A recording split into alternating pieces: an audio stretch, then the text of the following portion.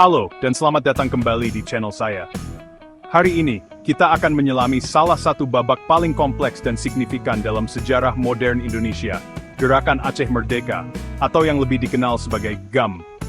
Ini bukan sekadar catatan kaki dalam buku sejarah, ini adalah kisah tentang perjuangan, identitas, dan pencarian keadilan yang telah membentuk tidak hanya Aceh, tetapi juga Indonesia secara keseluruhan. Memahami GAM adalah memahami dinamika rumit yang seringkali mewarnai perjalanan sebuah bangsa, termasuk bagaimana kita merespons tuntutan dari daerah, dan bagaimana kita memaknai persatuan. Perjalanan GAM penuh dengan liku-liku, dari awal pembentukannya yang didasari oleh kekecewaan mendalam, hingga perjanjian damai yang monumental.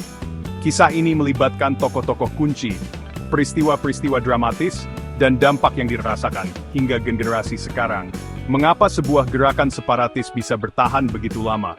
Apa saja yang menjadi pemicu utamanya? Dan bagaimana akhirnya konflik yang telah merenggut banyak nyawa ini menemukan titik terang? Ini adalah pertanyaan-pertanyaan penting yang akan kita coba jawab bersama. Melalui video ini, saya ingin mengajak Anda untuk melihat lebih dari sekadar berita utama atau narasi yang disederhanakan. Kita akan mencoba memahami akar permasalahannya, aspirasi yang diperjuangkan, dan pelajaran berharga yang bisa kita petik. Karena hanya dengan memahami sejarah secara utuh, kita bisa membangun masa depan yang lebih baik, lebih adil, dan lebih damai.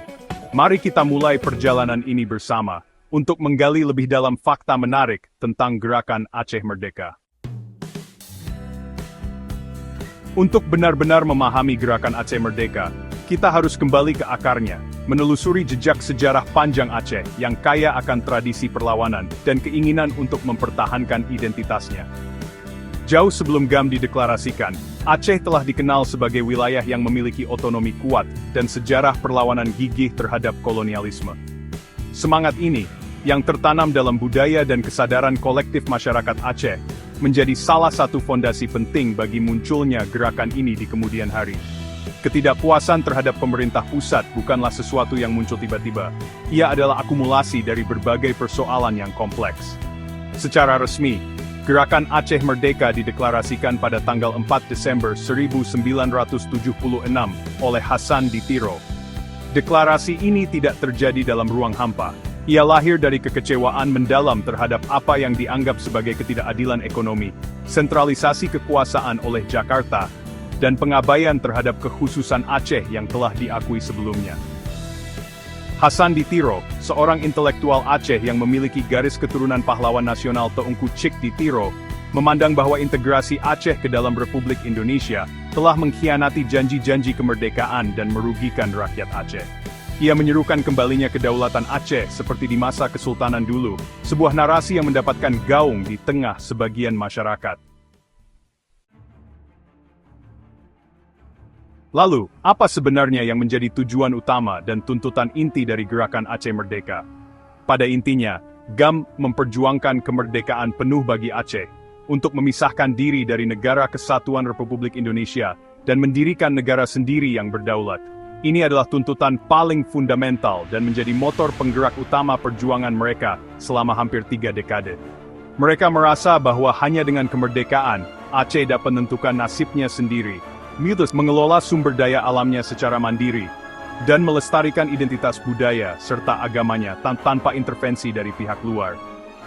Namun, di balik tuntutan kemerdekaan tersebut, terdapat berbagai aspirasi dan keluhan yang lebih spesifik. Salah satu yang paling menonjol adalah ketidakadilan dalam pembagian hasil sumber daya alam. Aceh, yang kaya akan gas alam dan sumber daya lainnya, merasa bahwa kekayaan tersebut lebih banyak dieksploitasi untuk kepentingan pemerintah pusat. Sementara rakyat Aceh sendiri tidak mendapatkan manfaat yang sepadan. Selain itu, ada juga isu mengenai identitas budaya dan penerapan syariat Islam yang lebih kafah, yang dianggap tidak sepenuhnya terakomodasi dalam sistem negara Indonesia. GAM juga seringkali menyuarakan dugaan pelanggaran hak asasi manusia yang dilakukan oleh aparat keamanan dalam upaya menumpas gerakan mereka, yang semakin memperdalam jurang ketidakpercayaan. Chapter 3. Perjalanan panjang Gerakan Aceh Merdeka diwarnai oleh berbagai peristiwa penting yang menandai pasang surutnya perjuangan mereka, dan respons dari pemerintah Indonesia. Salah satu periode paling kelam adalah ketika Aceh ditetapkan sebagai daerah operasi militer, atau DOM, dari tahun 1989 hingga 1998. Masa ini ditandai dengan operasi militer skala besar, yang bertujuan untuk menumpas GAM. Namun sayangnya juga diiringi dengan berbagai laporan pelanggaran hak asasi manusia yang serius, meninggalkan trauma mendalam bagi masyarakat Aceh. Kekerasan dan ketakutan menjadi bagian dari kehidupan sehari-hari bagi banyak orang pada masa itu. Setelah pencabutan status DOM pada era reformasi, sempat ada harapan baru untuk penyelesaian damai, namun eskalasi konflik kembali terjadi. Beberapa upaya perundingan damai dilakukan, seperti jeda kemanusiaan pada tahun 2000 dan perjanjian penghentian permusuhan, atau COHA, pada tahun 2002. Namun semuanya gagal mencapai solusi permanen dan konflik bersenjata kembali pecah dengan intensitas yang lebih tinggi. Pemerintah Indonesia bahkan menetapkan status darurat militer di Aceh pada tahun 2003, yang kembali membawa penderitaan bagi rakyat sipil. Peristiwa tragis tsunami pada 26 Desember 2004, yang meluluhlantahkan sebagian besar wilayah pesisir Aceh, secara tak terduga, menjadi titik balik yang membuka jalan baru menuju perdamaian. Chapter 4. Konflik berkepanjangan antara GAM dan pemerintah Indonesia tentu saja meninggalkan dampak yang sangat luas dan mendalam, tidak hanya bagi masyarakat Aceh, tetapi juga bagi Indonesia secara keseluruhan. Di Aceh, dampak yang paling nyata adalah korban jiwa yang mencapai puluhan ribu orang, baik dari pihak kombatan maupun warga sipil. Selain itu, ada ribuan orang yang kehilangan tempat tinggal, mengalami trauma psikologis, dan terganggunya sendi-sendi kehidupan sosial serta ekonomi. Pembangunan di Aceh menjadi terhambat, akses terhadap pendidikan dan layanan kesehatan terbatas di daerah-daerah konflik, menciptakan generasi yang tumbuh dalam bayang-bayang kekerasan. Bagi Indonesia sebagai sebuah negara, konflik Aceh menjadi ujian berat bagi integritas teritorial dan persatuan nasional. Pemerintah menghabiskan sumber daya yang besar, baik finansial maupun militer, untuk mengatasi gerakan separatis ini. Konflik ini juga menjadi sorotan internasional, seringkali mengangkat isu hak asasi manusia dan citra Indonesia di mata dunia. Lebih jauh lagi, konflik Aceh memicu perdebatan penting mengenai otonomi daerah, pengelolaan sumber daya alam, dan bagaimana negara seharusnya merespons aspirasi dari berbagai kelompok masyarakat. Luka sejarah ini memerlukan waktu yang panjang untuk pulih, dan proses rekonsiliasi menjadi sebuah keharusan yang tidak bisa ditawar. Chapter 5. Setelah hampir 3 dekade konflik bersenjata, sebuah titik terang akhirnya muncul. Bencana tsunami dahsyat pada Desember 2004, yang merenggut ratusan ribu nyawa di Aceh, menjadi katalisator yang mendorong kedua belah pihak, GAM dan pemerintah Indonesia, untuk kembali ke meja perundingan dengan niat yang lebih kuat untuk mencapai perdamaian. Tsunami seolah menyadarkan semua pihak bahwa ada musuh bersama yang lebih besar, yaitu penderitaan rakyat. Perundingan intensif kemudian dilakukan di Helsinki, Finlandia, yang dimediasi oleh Crisis Management Initiative, atau CMI, yang dipimpin oleh mantan Presiden Finlandia, Martti Ahtisaari. Puncak dari upaya ini adalah penandatanganan Nota Kesepahaman, atau MOU Helsinki, pada tanggal 15 Agustus 2005. Kesepakatan ini menjadi tonggak sejarah yang mengakhiri konflik di Aceh. Dalam MOU tersebut, GAM setuju untuk meletakkan senjata, membubarkan sayap militernya, dan menerima otonomi khusus dalam bingkai Negara Kesatuan Republik Indonesia.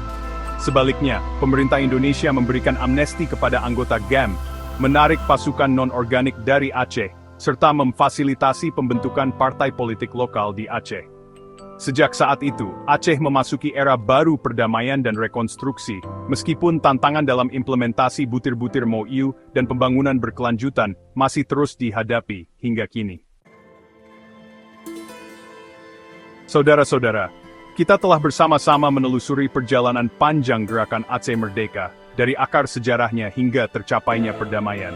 Memahami GAM bukan hanya soal mengetahui fakta dan tanggal, tetapi lebih jauh lagi, ini adalah tentang memahami kompleksitas manusia, dinamika kekuasaan, perjuangan untuk identitas, dan betapa berharganya sebuah perdamaian. Kisah Aceh adalah cermin bagi kita semua tentang bagaimana dialog, bukan kekerasan, adalah jalan terbaik untuk menyelesaikan perbedaan, sepahit apapun itu. Penting bagi kita, terutama generasi muda, untuk tidak melupakan sejarah ini. Bukan untuk membuka luka lama, tetapi untuk memetik hikmah dan pelajaran berharga. Sejarah GAM mengajarkan kita tentang pentingnya keadilan, pentingnya mendengar aspirasi dari setiap sudut negeri, dan pentingnya membangun rasa saling percaya antara pemerintah dan rakyatnya. Perdamaian yang telah diraih di Aceh adalah aset bangsa yang harus kita jaga bersama. Ini adalah bukti bahwa sekelam apapun masa lalu, selalu ada harapan untuk masa depan yang lebih baik, jika ada kemauan politik dan ketulusan dari semua pihak. Saya mengajak Anda semua untuk terus belajar, tidak hanya tentang Aceh, tetapi tentang seluruh mozaik sejarah Indonesia yang begitu kaya dan beragam. Dengan memahami sejarah, kita akan lebih menghargai perjuangan para pendahulu kita, lebih bijak dalam menyikapi tantangan masa kini, dan lebih optimis dalam membangun masa depan Indonesia yang kita cintai ini. Terima kasih telah menyimak. Jangan lupa untuk like, comment, dan subscribe agar kita bisa terus belajar bersama. Sampai jumpa di video berikutnya.